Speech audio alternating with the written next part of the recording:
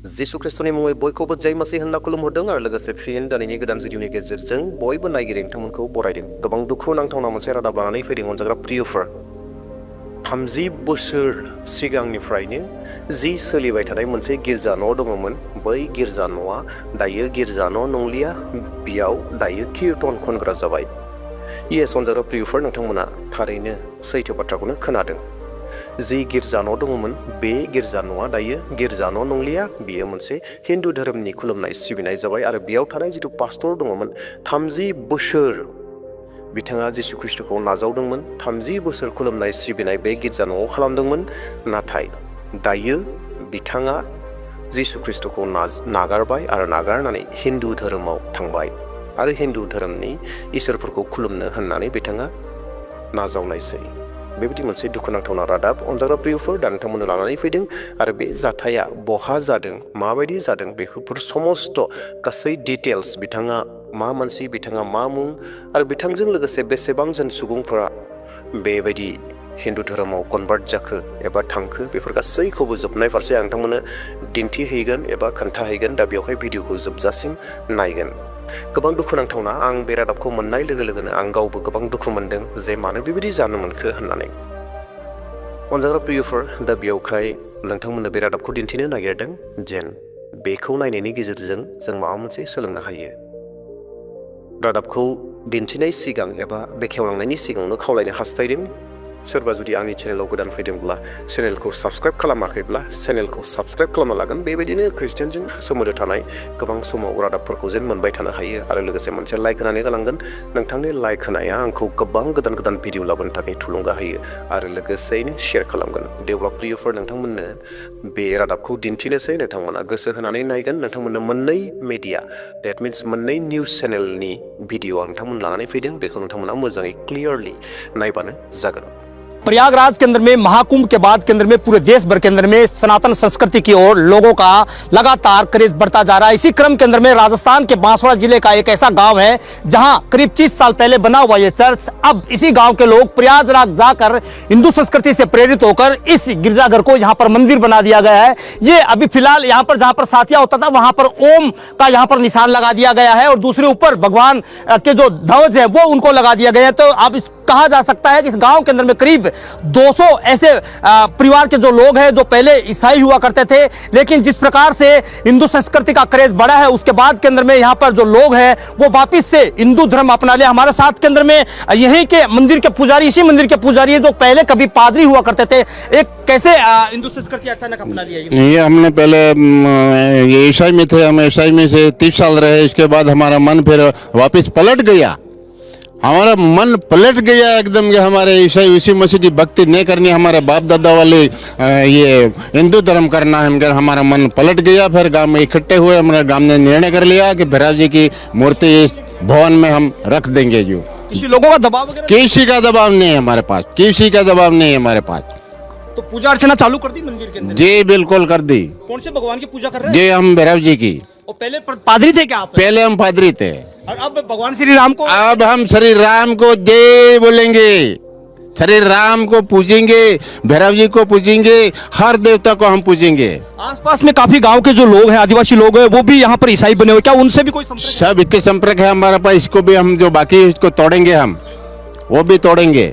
तो देखा जा सकता है कि इस गांव के अंदर में 200 ऐसे परिवार थे, 200 परिवार के लोगों ने वापस से हिंदू धर्म अपनाया और बड़ा गर्व की बात है। इस गांव के लोगों का ये कहना है कि हम वापस से हमारे संस्कृति सनातन धर्म के अंदर में आए। यहाँ पे जय भैरव जी की लिखा हुआ है या राम लिखा हुआ है और अंदर में आपको दिखाने की तस्वीरों में कोशिश करूंगा कि इसी मंदिर के अंदर में आपको मैं बताऊं, ये कभी गिरजाघर हुआ करता था और इसी गिरजाघर के अंदर में यहाँ पर ईसाई लोग जो पूजा अर्चना करते थे। लेकिन जिस प्रकार से हिंदू संस्कृति का क्रेज बढ़ा है, तब से यहाँ पर इस गांव के 200 ऐसे परिवार हैं वो हिंदू धर्म अपना चुके हैं। और अगर आप मेरे पीछे आप देखेंगे तो आपको तस्वीरों में दिखाने की कोशिश करूंगा मैं कि वहां पर एक भगवान श्री राम की प्रतिमा यहाँ पर लगी हुई है। उसी प्रतिमा के अंदर में यहाँ पर पूजा अर्चना लोगों द्वारा की जा रही है। लोग इसी गिरजाघर को अब भगवान भैरवनाथ का मंदिर यहाँ पर बना दिया गया है और ऊपर पताका भी पहनाई हुई है। तो इस गांव के लोगों ने कहा है कि जब से यहाँ पर जो महाकुंभ का मेला हुआ, तब से यहाँ पर हिंदू संस्कृति के अंदर में लोगों के अंदर में अलग जगह, और ये अलग राजस्थान के बांसवाड़ा जिले का एक छोटा गांव है सुधा, जिस गांव के अंदर में करीब 200 ऐसे घर हैं जिन घरों के अंदर में जो लोग ईसाई बन चुके थे वो वापस उनकी हिंदू संस्कृति के अंदर में हिंदू धर्म को वापस से अपनाया। तो लोगों के अंदर में बड़ा उत्साह है और इसके मंदिर का यहाँ पर जो कार्य है, रंग रोगन का कार्य है, वो यहाँ पर जोरों शोरों से चल रहा है। कल एक बड़ा यहाँ पर आयोजन होगा और इसके बाद के अंदर में कुछ और भी आसपास के जो लोग हैं जो भ्रमित होकर ईसाई बन चुके हैं वो वापस से हिंदू संस्कृति को अपना सकते हैं। बांसवाड़ा से बड़ी खबर सामने आ रही है जहां पर एक गिरजाघर को मंदिर में बदला जा रहा है। जानकारी के मुताबिक गागर तलाई क्षेत्र के सोडला दूदा गांव में एक गिरजाघर को शुद्धिकरण करने के बाद वहां भैरव जी की मूर्ति स्थापित की गई है। लोगों का मानना है कि देश में पहला मामला होगा जब किसी गिरजाघर को मंदिर में बदला जा रहा है। जानकारी के मुताबिक गौतम नाम के एक शख्स 30 साल पहले पूर्व यानी कि ईसाई धर्म स्वीकार उन्होंने किया था और उसके बाद वहां पर प्रार्थना अपना धर्म पर ही करता था, जिसके बाद अपनी जमीन पर ईसाई धर्म के विस्तार के लिए करीब 2 साल पहले गिरजाघर बनवाया गया था।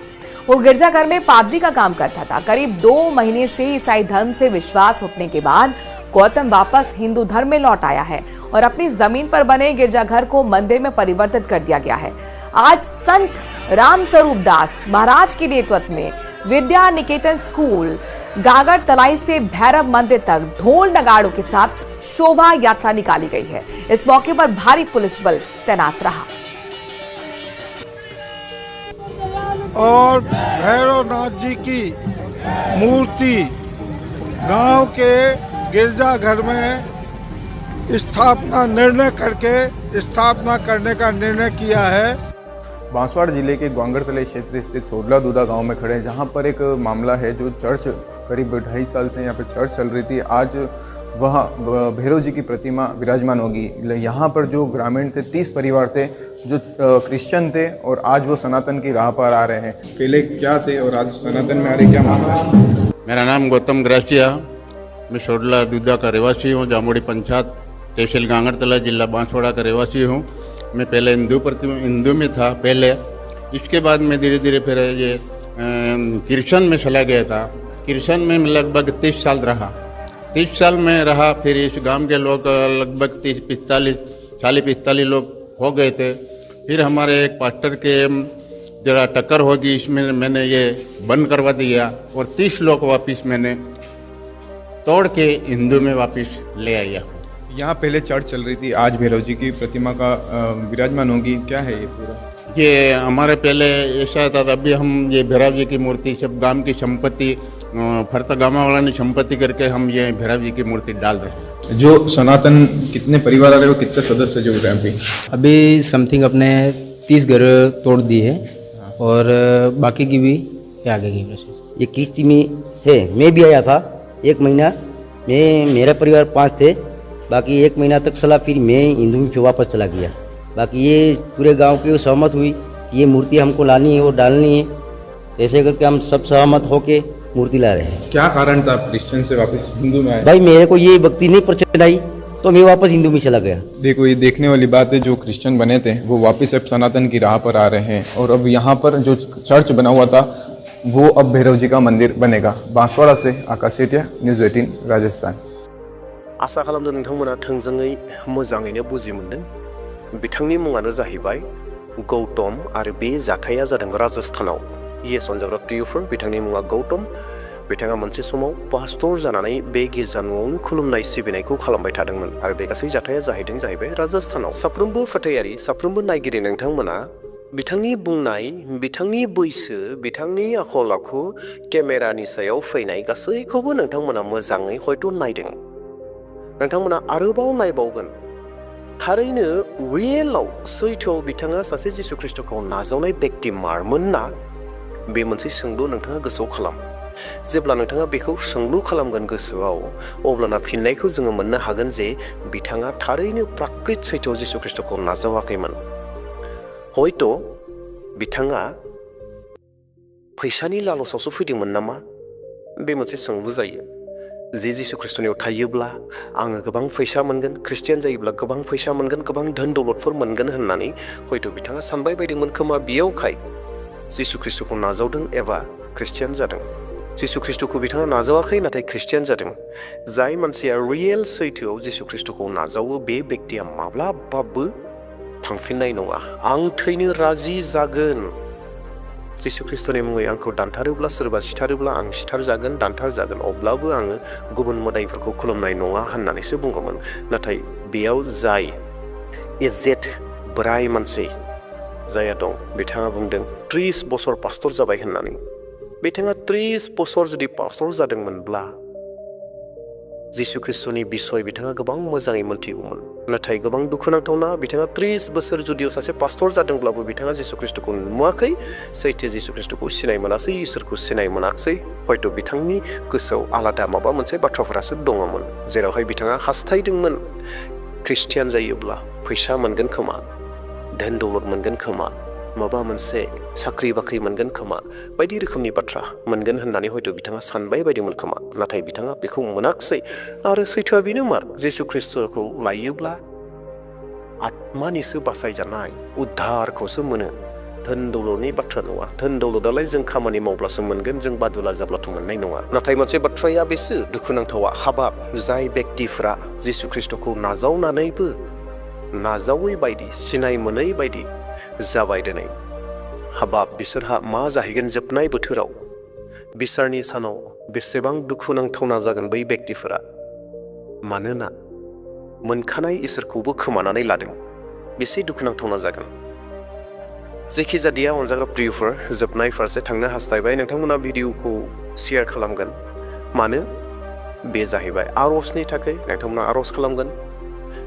बे गिर्जायाव बे पास्टरासो हिन्दु धोरोम फारसे थांदों, नाथाय बेजों लोगोसे हयथ' गोबां बेक्तिफोरा खुलुमग्रा सिबिग्रा दंबावो जायफोरा केमेरायाव नुजायाखै, केमेरायाव फैयाखै, रावबो जेबो बाथ्रा बुंखायाखै। बिसोरसो ओरैनो बाथ्रायाव बुंदों 100 जन मानसि, 200 मानसिफ्रा कनभार्ट जादों, 200 मानसिफोरा हिन्दु फैफिनबाय, 100 मानसिया फैफिनबाय, बहाबा 30-40 फैफिनबाय होननानै गोबां बाथ्रा मिडियानि मानसिफ्रा बुंदों। नाथाय रावबो सासेबो इन्टारभिउआव फैयाखै। हयथ' बे सासेल'सो, बे बोराय एजेड मानसियाल'सो हिन्दु धोरोमाव थांफिनदों एबा हिन्दु धोरोमसिम थांदों। अनजाग्रा प्रियफोर, बेवहाय आरज खालामगोन बै गिर्जायाव थानाय जाय सैथो इसोरखौ नुनाय, जिसु ख्रिस्टखौ नुनाय बिथांमोना जेन जिसु ख्रिस्टखौ सैथोयै खुलुमबाय थानो हायो, सिबिबाय थानो हायो, आरो जेन जेबो दाङाबाजि दाजाथों बिनि थाखाय नोंथांमोना आरज खालामगोन। अनजाग्रा प्रियफोर, भिडिअखौ शेयार खालामनो दाबावथार, जेन जों साफ्रोमबो बर' बिसाफोरा बिथांमोननि थाखाय आरज खालामनो हायो, जाय बेक्तिफोरा बै गिर्जायाव इसोरखौ खुलुमोमोन, सिबियोमोन। मानोना दिनैनिफ्राय, दानिफ्राय बै जायगायाव खुलुमनो मोननाय नंलिया, सिबिनो मोननाय नंलिया। मानोना बैयाव अलरेडि मोनसे मन्दिरसो जाबाय।